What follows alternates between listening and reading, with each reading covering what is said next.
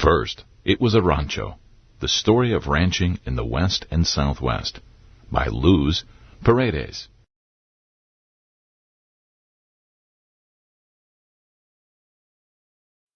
Spanish names. Have you ever noticed that many places in the West and Southwest of the United States have Spanish names? For example, there are the states of Colorado and Nevada. The word Colorado means red in Spanish, and Nevada means snow-capped, as in snow-capped mountain. Look at a map that shows places in Colorado, Nevada, California, New Mexico, Utah, Wyoming, Arizona, and Texas.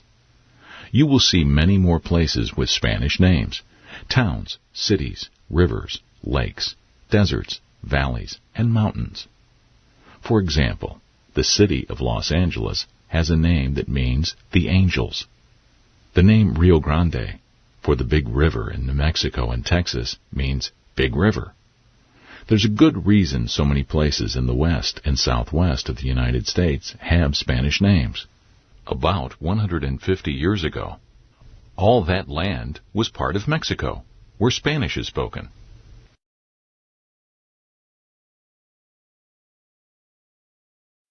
Shaded in yellow. In 1836, United States settlers formed the Republic of Texas and broke away from Mexico. Later, it became the state of Texas. Shaded in red.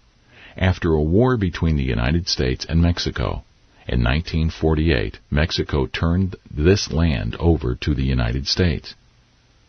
Shaded in green. In 1853, Mexico sold this land to the United States.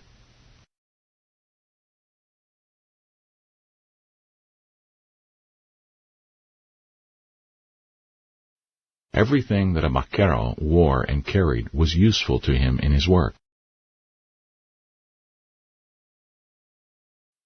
Before 1821, Mexico was a colony of Spain called New Spain. In 1821, Mexico became independent. When Mexico was a Spanish colony, the kings of Spain gave large pieces of land to their loyal followers. These large pieces of land became ranchos, or ranches. The ranches had large herds of cattle that had been running wild in the region. The ranch owners hired horsemen to work with the wild herds. These horsemen were called vaqueros, or cowboys. The word vaquero comes from the Spanish word vaca, which means cow.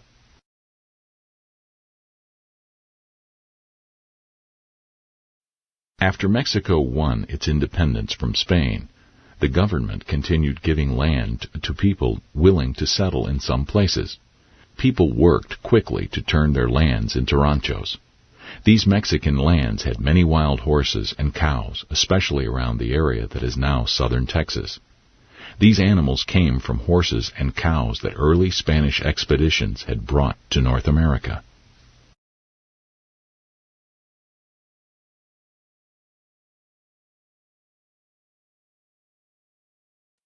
By the 1830s, there were perhaps millions of wild horses and cows running free on the land. People who caught those animals could keep them. Everything on the frontier, the open land, the animals, was ideal for the ranching way of life to develop. This way of life began when the land was part of New Spain. It continued when the land became part of Mexico, and it went on when the land became part of the United States. Words of the West and Southwest. As settlers came to places that are now the west and southwest of the United States, they began to use Spanish words such as adobe, bronco, corral, patio, rodeo, and hacienda. These words are spelled exactly the same way in Spanish and English. But the settlers changed other Spanish words, spelling them quite differently in English. Look at these words: vaquero, buckaroo; lazo, lasso; lariata, lariat. Vaquero means cowboy. The word buckaroo is another word in English for cowboy. Look up lasso and lariat in a dictionary to learn what they mean.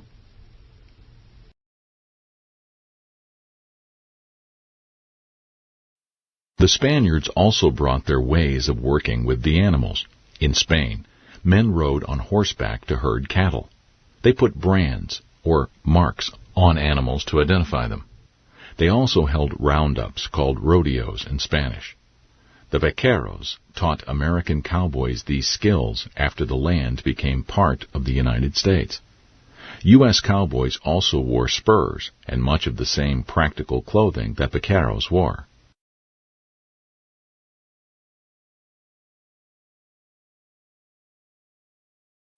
Vaqueros pose for a picture in Texas. They're still vaqueros in the West and Southwest, working side by side with cowboys. They continue to do the work the first vaqueros did, herding and roping cattle.